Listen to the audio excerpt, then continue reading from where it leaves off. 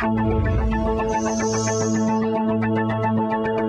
now, you've all seen astronauts and objects floating around inside an orbiting spacecraft, seemingly free of Earth's gravitational field. But these images are misleading. In fact, these objects are actually not floating, but in a state of continuous...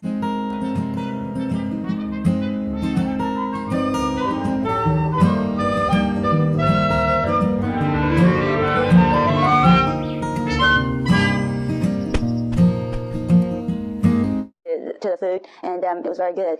I'll let Rick describe what we're doing here. Well, at the risk of endorsing a product, that's an interesting physical demonstration on orbit of the fact that things really are weightless. That's how the crew was rewarded when we did something properly. It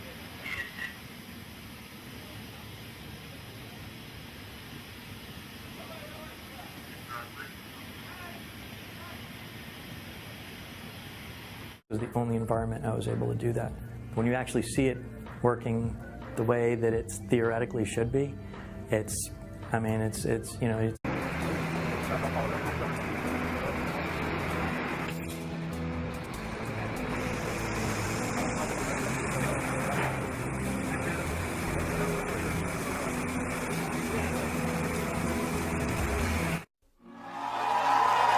And by the way, this is called gravity.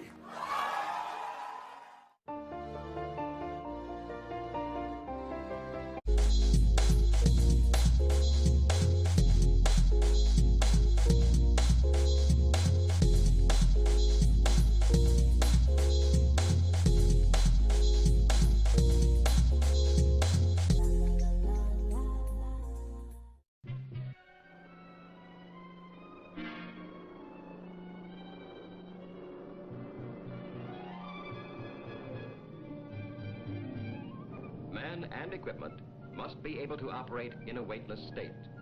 Training and testing procedures developed by Air Force human factors engineers who, calling on experience gathered over years of experimentation, are able to simulate some of the effects of zero gravity.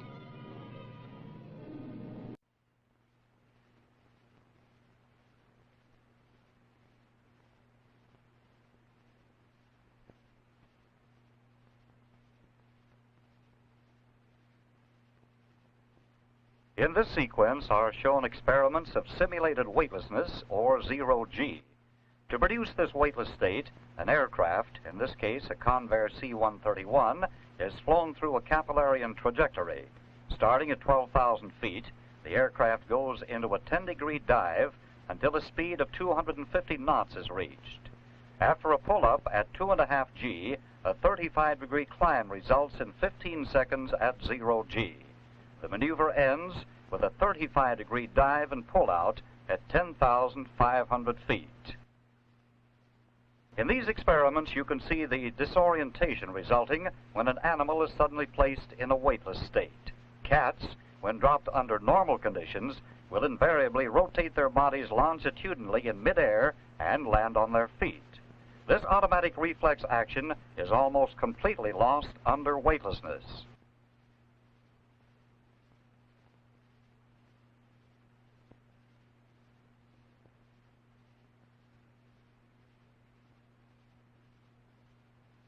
Pigeons normally keep their bodies in a horizontal axis while in flight.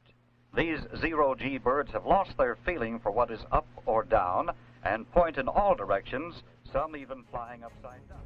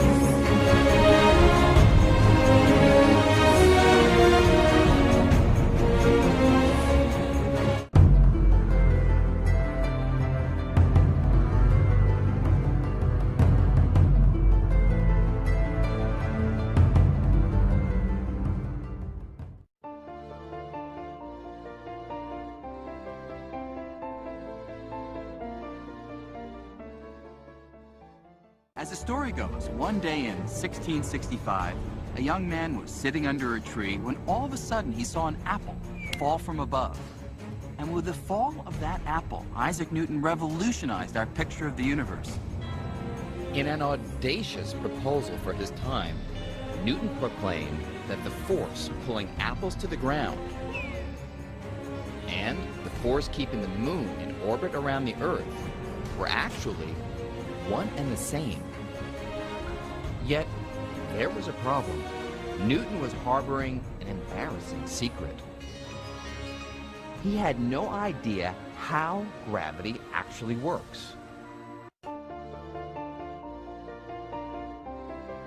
And said that if an object falls, it's because there's a mysterious force called gravity pulling it down. But you know, Isaac Newton himself was not satisfied by that. Objects move because they're pushed, not pulled. So what is pushing this? Newton didn't know. So Newton simply threw his hands up and said, I don't know. So I'm going to invent something called gravitation.